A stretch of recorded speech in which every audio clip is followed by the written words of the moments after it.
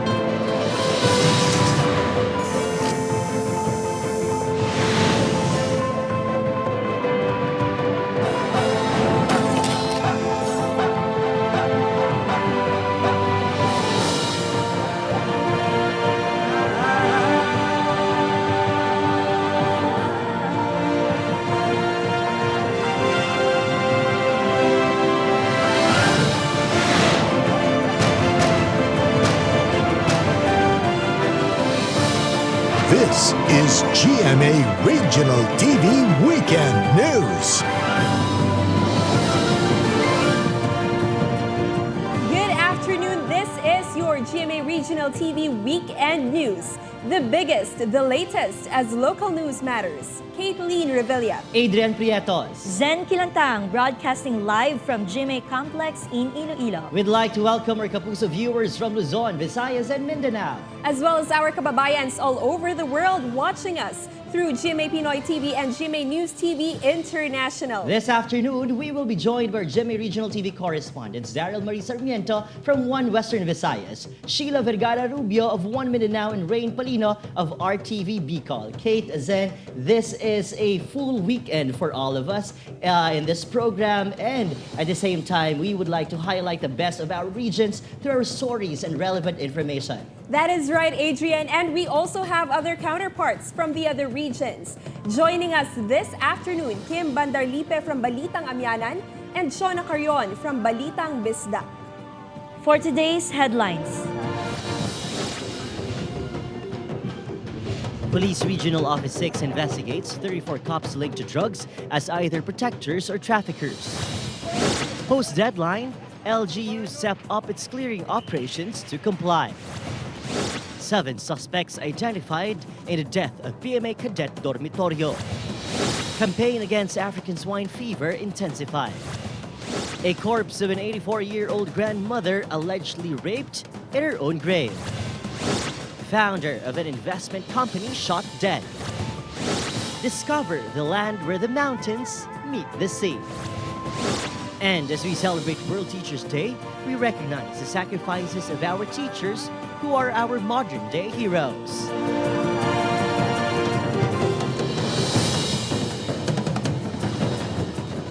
Police Regional Office 6 is closely monitoring 34 cops in Western Visayas allegedly linked to drugs and a drug syndicate from Mindanao which is said to be supplying illegal drugs to Negros Island. Daryl Marie Sarmiento tells more in this report live. Daryl? Adrian, 34 policemen in Region 6 have derogatory records and are alleged to be either drug protectors or drug pushers. Police Regional Office 6 says that these 34 policemen in Western Visayas are included in President Rodrigo Duterte's list for our police commissioned officers, while 29 are non-commissioned officers. 11 were already transferred to other regions, 2 were dismissed from service, 2 are already dead, 1 went absent without leave, while 7 are still active in service. PRO 6 refused to divulge the identities of these cops. Ang hambal sa aton nga RDA, just in case may personnel kita nga ma-prove naton nga involved sa illegal drugs, then automatically we would put effort to let them to para nga mapadismiss naton sila sa serbisyo.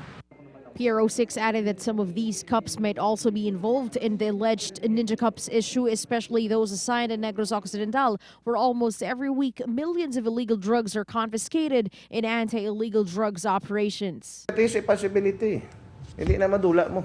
However, Negros Occidental Police Provincial Director clarified that there are no Ninja Cop in Negros. There is no such thing as Ninja Cup in Negros Occidental. Just this week, more than 17 million worth of illegal drugs were seized in separate drug operations in the entire Negros Island. Close to 4 million pesos worth of suspected Cebu were yielded in separate operations in San Carlos and Bacolod City. 13.6 million pesos worth of suspected Cebu was also recovered from 22-year-old Jake Lester Esquiliona of Purok Makugihon, Barangay Kamanhak, Negros Oriental. NOC PPO says a drug syndicate from Mindanao may be operating or supplying the illegal drugs to the island. Kabalo na kita nga organisado man nga kuan ang tawag diri amo sindikato sa illegal drugs. Police Regional Office 6 says that earring police officers will not be tolerated. Adrian is part of the internal cleansing program of the PNP. Just recently, all operatives of the station drug enforcement team underwent drug testing and all results were negative. Adrian. Thank you so much, Daryl Marie Sarmiento. Suspects identified in killing Philippine Military Academy 4th class cadet Darwin Dormitorio to face criminal charges under the anti-hazing law. King Guevara tells more in this report. Baguio City Police Office identified 7 suspects in the death of Philippine Military Academy 4th class cadet Darwin Dormitorio. All of them are upperclassmen of Cadet Dormitorio. They will be facing criminal charges under the anti-hazing law. Authorities will also file charges against 2 PMA doctors for alleged negligence. Who we believe ay may naging pagkukulang po sa pag-aruga o pagtingin kay Cadet Dormitorio na isa pong naging dahilan kung kaya pumanaw po ang ating Cadet Dormitorio. The BCPO is still waiting for the family of Cadet Dormitorio to formally file charges against the suspects. I was made to understand that they will be here within this week. Makakapunta po sila dito. The Bureau of Jail Management and Penology Baguio City assured that no special treatment will be given to the suspects as soon as they are taken into custody. Kasi yung policy ng Bureau pagdating sa segregation ay para lang po sa mga juvenile, sa LGBTQI at senior citizens. It could be one, it could be both. It will depend on the participation din po of each and every individual there. I was made to understand na pwedeng dalawa ang makaso sa isang tao, yung isa pwedeng sa anti-hazing, yung isa sa murder, so on and so forth. Together with cameraman Wilson C., I am King Guevara for GMA Regional TV. The Department of the Interior and Local Government assesses the accomplishments of LGUs a week after the deadline of road clearing operations. More in this report. After 60 days, DILG is now validating if the LGUs complied with the President's directive to reclaim all public roads. In Iloilo City, the Public Safety and Traffic Management Office continues to demolish road obstructions after the city got an 83% rating from the DILG. In Bacolod City, houses identified to be obstructions are set for demolition. However, some residents asked for an extension while no relocation site has been identified. The city submitted 94% barangay compliance, but after the validation, it got an 87% accomplishment rating. In Cebu City, the composite team loaded onto their truck a motorcycle parked along Llorente Street and tables of an eatery encroaching the sidewalk. Owners of illegally parked vehicles along national roads in Lapu-Lapu City were apprehended and given citation tickets. In Talisay City, members of City Toda and the clearing team continues to monitor obstructions in the city's major streets. A driver was warned after parking in a non-designated parking area. In Mandaue City, tables, water containers, and even plants obstructing the roads were also removed. Bangkerohan Public Market in Davao City is now cleared of obstructions. Owners of the stalls who haven't left the area were given formal notice to vacate. Buildings of Barangay 33 and Barangay 35 in Cagayan de Oro City were not exempted from the DILG order. The Barangay Hall of Barangay 33 was completely demolished, while half of the Barangay Hall of Barangay 35 is completely in ruins. Authorities went to action and put down illegal stalls blocking the city's sidewalk in the Gupan City Cleaner, and wider streets welcomed motorists along Mangaldan Highway. In Calesa, puto vendors were relocated after their old stalls were demolished. In Ilocos Sur, despite the deadline, clearing operations are not yet finished due to permanent structures along National Highway. DPWH was not able to meet the deadline as well as due to issues regarding cutting down of trees since the Sangguniang Committee on Environment ordered to stop cutting down centennial trees 2 months ago. In spite of the delay, Community Environment and Natural Resources issued an extended special tree cutting permit to DPWH. In Naga City, fruit stalls and vendors returned to Peñafranca Avenue after being cleared last August 15. In Barangay Triangulo, a waiting shed was demolished to clear the road, but the area is now being used as a parking lot extension of an adjacent eatery. Together with cameraman Romel Porquia, Zen Kilantang for GMA Regional TV. A corpse of an 84-year-old grandmother was believed to have been raped in her own grave at Digo City Public Cemetery in Davao del Sur. 2 minors were invited by the police for interrogation. Real Soroche has the details. A corpse of an old woman identified as Isabela Bastatas was found outside her resting place in Digos Public Cemetery. She was recently buried last Saturday. A day before, her body was found outside the broken grave. Relatives of the victim were enraged when they found the victim to be naked and her legs were even crossed. They immediately reported the incident to the police. Imbis na wasa nami, na po na ang kuan ba? Nabalik mo ron na ami gamay kayugot o sani nga gibati na mo. The police found a witness who pinpoints 2 minors as possible suspects of the incident. They are alias Goryo and Panggong, both 14 years old. Hinahanap niya doon sa kabao mo, baka mayroong iniwang na mga valuable things, yun ang hinahanap nila. Hinubaran ang patay, sir? Yes, yung patay, hinubaran. Dahil nakita yung panty ng patay nandoon na sa lupa. Yun ang hinala ng mga relative na ginalaw yung kanilang mama. The 2 minors often stay in the said cemetery since they collect melted wax from candles. But the 2 denied the allegations. Lagi ko kilabot at school. Yan anong niangkon man mo sa sugod? Pulis man. Ha? Gusto mo dyan ipangkon niya. Ako pa uli na agbalay. Ikan ko trabaho na munto ng lubi. Nahadlok ka sa amin. Nahadlok ko to. Wala po si Reke. Ulam mo na kayo na. Pero makaya ni mo to? Dili si Rey. Custody of the 2 suspects have been turned over to DSWD for proper disposition. Pero ang utos ng mayor, ito ay i-reforma itong mga bata ito para hindi maging problema sa komunidad. Together with cameraman Melchor Awing, I am Real Soroche for GMA Regional TV. In Nueva Ecija, a woman was arrested for stealing a cell phone from a priest. In Mandaue City, Cebu, a former barangay councilor was gunned down by riding in tandem suspects. While in Cagayan de Oro City, 2 men who came from a cockfight were robbed and killed. Incidents were caught on CCTV. John Sala has the details. The family of former councilor Jerome Flores is crying for justice. Flores was shot dead while riding his motorcycle with his daughter last Tuesday, October 1 in Pagsabungan, Mandaue City. The father and daughter were on their way to school. Ikaw, nahansad ko mga tanah. Ngano. Kadaan lang iya kong ihatod. Kadaagin ako. Siya dahil ako mainamdaman. Siyempre, mangita yung gusto siya kay kanang kuan gun ang pagkapatay sa iyahaba kanang murag kanang dili gali kanang kuan. Nga diha pa gyud sa tubangan sa kong anak. Na trauma gani ang bata. Sa tubangan pa gyud. Flores' family is not aware of any motive for his killing. The barangay remembers Flores' accomplishments as a 2-termer barangay councilor. Ayom na siyang manerbisyo. Wala gid na siya ka lalis wa gid. Iya kwadra kanang kwadra sa suporta sa mga katawhan. The CCTV footage of the barangay showed 2 individuals on board a motorcycle, tailing Flores shortly before the incident. Another CCTV video shows the actual shooting of the victim. The assailants intentionally bumped into Flores' motorcycle, then shot the victim several times. In Cagayan de Oro City, footage from a CCTV camera caught a motorcycle obstructing a truck from passing along the street of Barangay Canitoan. For no apparent reason, the riding in tandem suspect shot the driver and his passenger several times. The suspects then grabbed the bag of the victim, which is said to contain a large sum of money.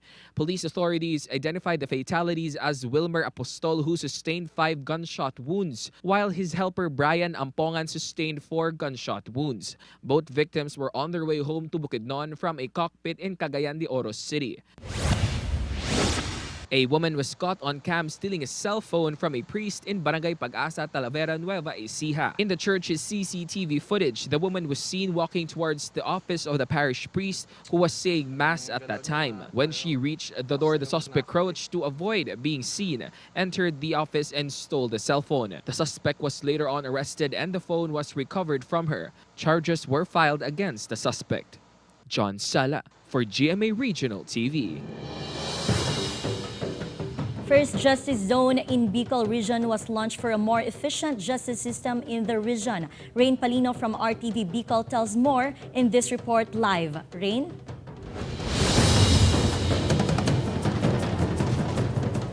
Yes, Naga City recently launched its Justice Zone. It is the first in Bicol Region and the 6th in the Philippines.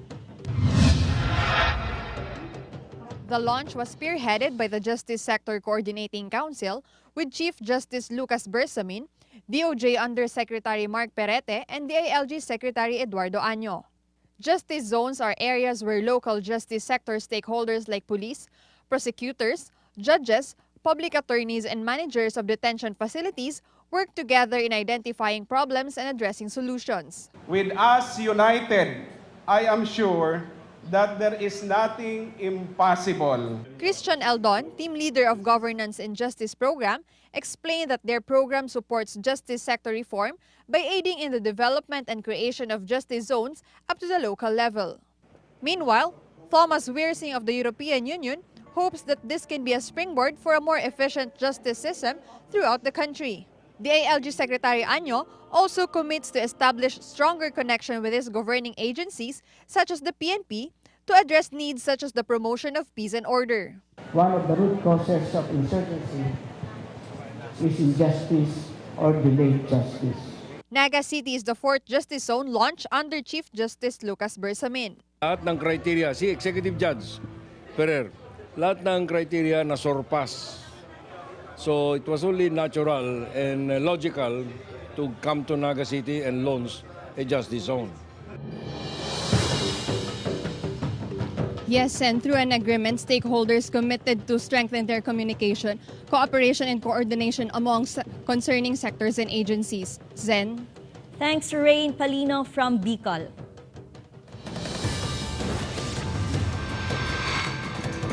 As we celebrate World Teachers Day, let us be inspired with the stories of the teachers from all over the country who, despite all the odds, continue to make a change.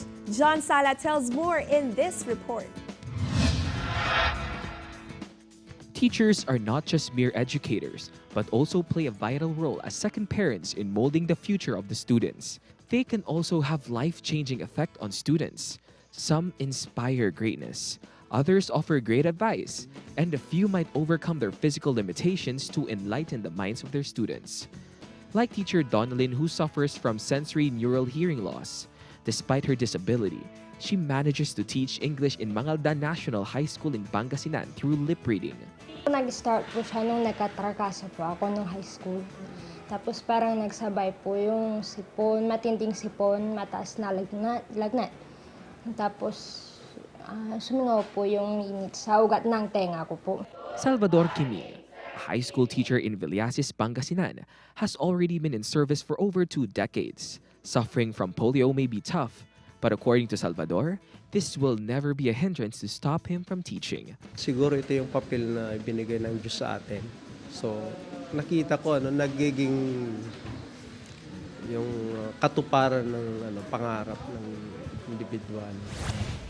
In Naga City, Cebu, a 31-year-old deaf teacher is also trying to make a difference in school. John Erickson Mabunga is the only deaf teacher in Naga SPED Center. He teaches Araling Panlipunan, Filipino, and ESP or Values Formation. I I took up let and passed. But after that, I tried searching for work, but failed to find any. So I enrolled in CTU and took up computer course. If we talk about challenges in the field of teaching, perhaps nothing can be more challenging for a teacher than to deal with children with special needs, just like Teacher Joanne and Teacher Anthea of Opal Central School in Misamis Oriental. Both are handling the special education of the said school. Teacher Imelda of Naga City used to be a working student, but today she has achieved her dream of becoming a teacher and is now leading a program called Project Imelda, where she conducts seminar workshops for MAPE teachers to better appreciate their crafts and inspire students. Dr. Dorothy Tarola is a pride of Iloilo SPED Integrated School for Exceptional Children. Despite her disability, she serves as an inspiration to the community through her outreach programs to different indigenous tribes and persons deprived of liberty. She was heralded as 2018 Pambansang Ulirang Guro and more recently, the lone Visayan recognized as one of the top 10 outstanding Filipinos of the Metrobank Foundation. To give them the passion, our passion, and to put our heart into that whatever work we are doing, the commitment. And also we are trying to give love to our mankind, to the humanity, without counting the cost. These teachers prove dedication and perseverance despite personal challenges will not hinder them from helping others. Together with cameraman Cirilo Renduque, John Sala for GMA Regional TV. Authorities are closely monitoring hog traders transporting pigs from other provinces after African swine fever virus reached Pangasinan. Kim Bandarlipe tells more in this report live. Kim?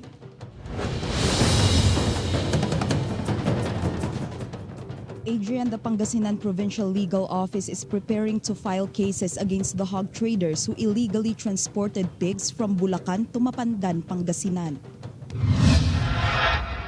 The African swine fever virus or ASF has already reached Pangasinan due to illegal transport of hogs from Bulacan. A total of 164 hogs were culled in the town of Mapandan. 60 of the pigs were from ASF-affected Bulacan province. 15 doon sa 30 baboy na nanggaling po ng Bulacan. Hindi po nanggaling ng Pangasinan ang sakit. Pangasinan Police Provincial Office said that hog trader transported the pigs from Bulacan, despite the temporary total ban on the entry of all live swine into the province, bypassing the animal quarantine checkpoint. But the legal counsel of the hog trader denies the allegation. The driver, nung nakausap ko, wala naman, parang walang tao. So, damiretso na sila going to Balud. The provincial government of Pangasinan implemented the Department of Agriculture's 1710 protocol to control the spread of ASF. The 1710 protocol includes the culling of hogs within 1 kilometer radius of infected farms and the setting up of quarantine checkpoints in strategic locations to prevent the movement of all live pigs, pork, and pork-related products. Hog farms, particularly backyard operations within 7-kilometer radius, are subjected to continued surveillance procedures and tests to determine the extent of infection in animals. Swine farms within 10-kilometer radius, on the other hand, are required to submit a mandatory report on the disease. Governor Amado Espino III ordered concerned authorities to intensify efforts to secure all entry and exit points and prevent the further spread of ASF in the province. Quarantine measures are already in place. Adrian, affected hog raisers will receive financial assistance from the Department of Agriculture and provincial government. The local government unit of Mapandan, Pangasinan is still assessing the situation, whether they will declare a state of calamity. Adrian? From Pangasinan, thank you, Kim. Efforts to prevent the spread of African swine fever has further intensified. In Cebu, more than 100 kilos of confiscated imported and processed meat were destroyed. For more details, we will be joined live by Chona Carrion of RTV Balitang Bisdak. Chona?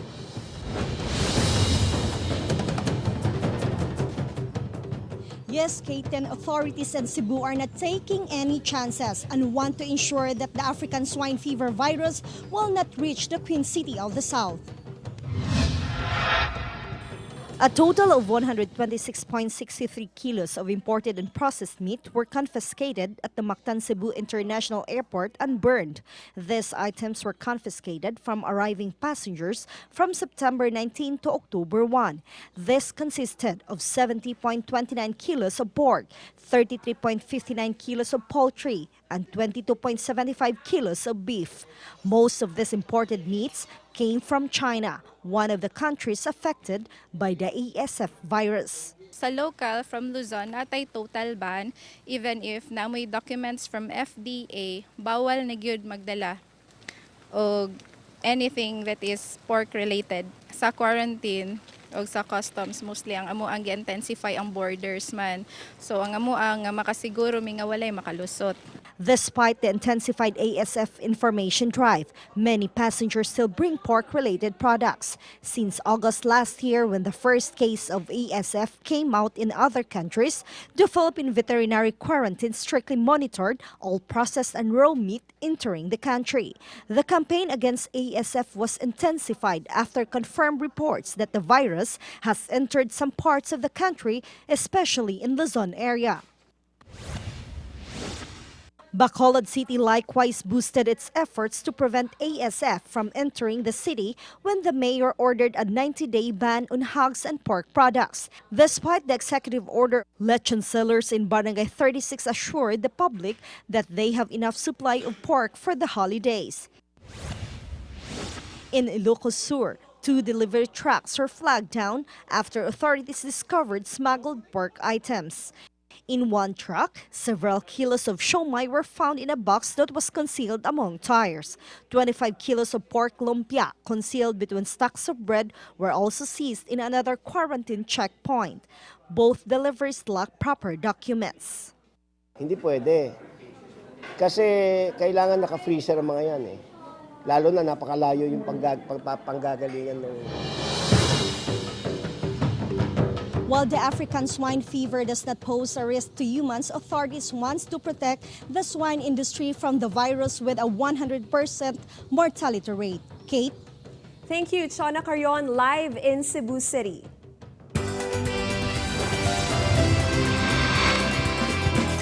While some provinces are implementing quarantine against pork products, Barangay Tisa in Cebu City celebrated its 6th Siomai Festival last September 29. Many activities were held, like street dancing of different contingents from the barangay and a parade of floats. The Siomai Festival is held annually in celebration of the feast of the barangay's patron saint, San Lorenzo Ruiz. In Mandaue City, Cebu, the local government immediately took action on complaints of unsanitary preparation of chorizo skin. Luan Mayrandina for the exclusive details in this report. GMA Regional TV Balitang Bisdak received photos from netizens showing the state of how dirty chorizo skins are being prepared in Barangay Mantuyong, Mandaue City, Cebu. The news team visited the area and witnessed how these chorizo skins are being processed. These innocent skins were cleaned along a creek, and those in charge of cleaning manually blew in air to expand the skins. These are then placed on an improvised line for air drying, where a swarm of flies feasted on the intestines. The expanded skins were then brought to chorizo makers. Basta-basa pa siya, na ginailangaw. Kung maugan, lawa na sa ilangaw. Olympian, ginadam. According to the Mandaue City Health Department, they have already reprimanded the small-time businessman some 2 months ago. But since then, they have resumed operations. This week, the City Health and City Vet offices have sent a sanitary inspector to the area. They also conducted a meeting with those making chorizo skin to teach them proper sanitation. Mag-transfer maguna sila, sir. Since nga giguba ang atong market sa diha sa kuan, so nibalik sila dito. Gi-advise na mo sila nga mubuhat gyud sila og net. Butangan jud og net ang ilahang gihayhay nga burot. Gi-discourage na sila na dili manghayhay diha, papahawaon, undangon or pangitag laing site. City health official assured that they will continue monitoring the area. As much as possible, kay lami maron chorizo, labi ng ting pamahaw, make sure na i-boil yun na siya pag-ayo. Inya, well cooked yun, well done. Together with cameraman Marlon Melgazo, I am Luan Merondina for GMA Regional TV. Vigan City looks into temporary suspension of Calesa horses transporting visitors after some horses were found to be malnourished. Ivy Hernando from Balitang Amyanan has the details. The Vigan City veterinarian examined the condition of more than 100 horses used to pull calesas, a signature trademark of Calle Crisologo. Healthy horses are immediately issued a veterinary health card and health certificate. But some horses failed the examination because of malnutrition. Okay lang ma'am kahit masuspend po ako para maalagaan po ng mabuti. Tsaka na rin po, mapapakain na rin ng para makapagpahinga po. According to veterinarian, horses should be in good body scoring condition. Kaya ako din po ma'am hinahanap yung previous po na card para ma-check ko ma'am kung talagang pinupurga din nila or hindi yung kanilang mga kabayo po. Physical examination for Calesa horses are done twice a year with free medicine and vitamins for the horses. Now the Vigan City government is planning to pass an ordinance to legally suspend for 1 to 2 months cocheros who fail to ensure the health of their horses. Ginagawa din po natin to ensure po na apparently healthy yung mga kabayo natin. And at the same time po naman dyan, para ma-preserve po natin yung culture ng vegan. The Calesa Association agrees and believes the plan will make all cocheros responsible for the horses, their partner in livelihood. Para mabigyan naman ng disiplina at saka maprotektahan naman yung mga turista, lalo sa pagsaya ng mga kalesa po ng vegan. Together with cameraman Norman Raka, I am Ivy Hernando for GMA Regional TV. Camarines Sur Teachers Choir brings home medals from an international choir competition held in Indonesia. Rain Palino tells more in this report.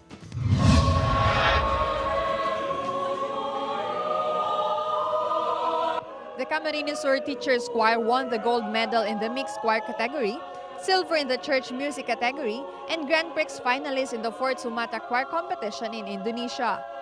It's their first time to join in an international competition. During the celebration of World Teachers Day, they were given recognition by the Division Office of Camarines Sur after performing their winning piece.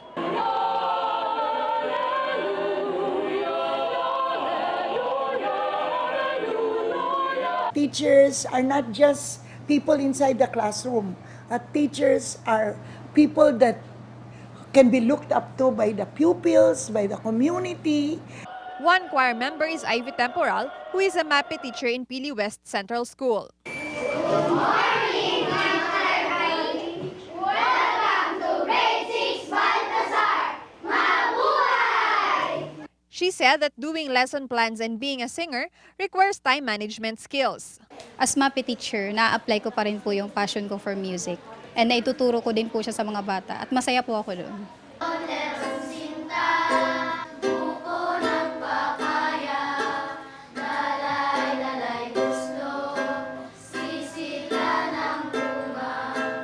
Teacher Ivy is one of the 28 members of the Camarines Sur Teachers Choir who brought pride not only to Bicol but the whole nation. As they say, teachers are heroes who always aspire to inspire students to strive for greatness. Happy Teachers Day, mga kapuso! Together with cameraman Jovel Obiso, I am Rain Palino for GMA Regional TV. Several residents in Davao City are complaining after being whipped by group tagged as Davao Buenal Squad or Whip Squad. More details from GMA Regional TV 1 Mindanao senior correspondent Sheila Vergara Rubio live. Sheila? Kate, the Davao City Police Office is now investigating the motorcycle riding group behind the late-night whipping incidents here in Davao City. 3 young men were sitting one evening outside the house of their friend in Doña Pilar subdivision in Barangay Sasa, Davao City to catch Wi-Fi signal when suddenly a group of motorcycle riding suspects came and whipped them. The victims sustained lashes in different parts of their bodies. Sakit kay mga likod. Unsa kada kong gibunal? Tama ako nung anak ka. Daka mo. Isa ka dangaw na, duwa ka dangaw na tubo. Wala sila idagan istorya sa mga diretso may gipamunalan. Nakamas sila. In another barangay, the same whipping incident was caught on CCTV camera on the same night. The footage showed that some young men standing by the small road were whipped by motorcycle riding assailants. The victims in Barangay Sasa believe that the same so-called Davao Bunal Squad or Whip Squad is targeting minors who violate the curfew on minors, as well as those involved in riots, especially at nighttime. But the victims said they are not minors and are also not gang members. Another whipping incident also happened in Barangay 37-D where 2 of the victims are officials of the Sangguniang Kabataan. This is why barangay officials are now crying foul and calling for police action. Dool sa kuha. Wala na nadagang istorya, bunal diretso. Makita ba mong hitsura sa mga rugby buya? Muna dapat bunalan. Pero kana intong gikan sa trabaho, hantod karon daghan na mahadlok. But since the series of attacks, it was observed that the number of people hanging out on the streets at night had significantly decreased. For Davao City Mayor Inday Sara Duterte, she is not in favor on what the whip gang has been doing. Some people believe that police or barangay officials are behind this whip squad, which is why the mayor urged the victims to go straight to her office and file a complaint. We do not condone ng mga ingana ng mga activities because number 1, it's not sustainable. Number 2, dili siya solusyon sa problema. And number 3, dili siya permanent. If you have pieces of evidence that would pinpoint the kanang members of Davao City Police Office, then you can go for you can charge us administratively and kanang criminal. The city police have already intensified their night patrols as deterrent to criminals and to strictly enforce the curfew on minors. Kate. Thank you, Sheila Vergara Rubio.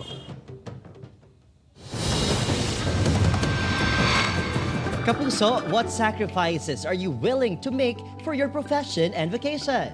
Teachers from a far-flung barangay in Loreto, Agusan del Sur endure a long mountain trek and river crossing just to hold a class to teach their students. GMA Regional TV 1 Mindanao's Jandi Estaban brings you the story of their extraordinary dedication. It is still dawn, but teacher Apple is already up and about, preparing herself to go to school on her motorcycle. She usually leaves her house around 5 in the morning. She fetches her co-teachers and together they travel to their school to start their day. The only mode of transportation to their school is through motorcycle, locally called habal-habal. It costs 250 pesos per person per ride. It takes over 45 minutes before they can reach their boarding house. The teachers endure this weekly trek going to Sitio Natividad, Barangay Binukayan in Loreto, Agusan del Sur, just to teach the children of the community. Perti ka challenging sama aning amo ang kaagi karon nga mutabok pa og suba nga wala pag kasakyan. Kung madala ra og pilo o pero kung mabasa man gud gihapon pwede ra tapos dali ra may mauga kay slacks ra man ni. Bitbito na ang sinilas. Tong una magbutas man mi pero hubuon nang gihapon na mga pilang medyas tapos dito na sa tabok magsuot. Sometimes, when the area gets flooded, the teachers wade through neck-deep waters, a dangerous river crossing, to reach the school. Ang baktas is mga 15 minutes lang. Tapos kung naay paroto, maabot jud mig mga 1 hour kay maghulat-hulat man. Ang problema karon is naanod ang among baruto unya magbuhat unta na og gakit pero kulang na pud sa budget. Mo nang kuan jud mi tanan ubog mi perminti. On regular days, some students accompany the teachers midway going to school. Most of these students are barefoot because they can't afford to buy slippers and shoes. At exactly 8 in the morning, the teachers arrive at their school. The journey to get to the school is tiring, but seeing their students' smiles and hearing their cheerful greetings makes the trip worthwhile.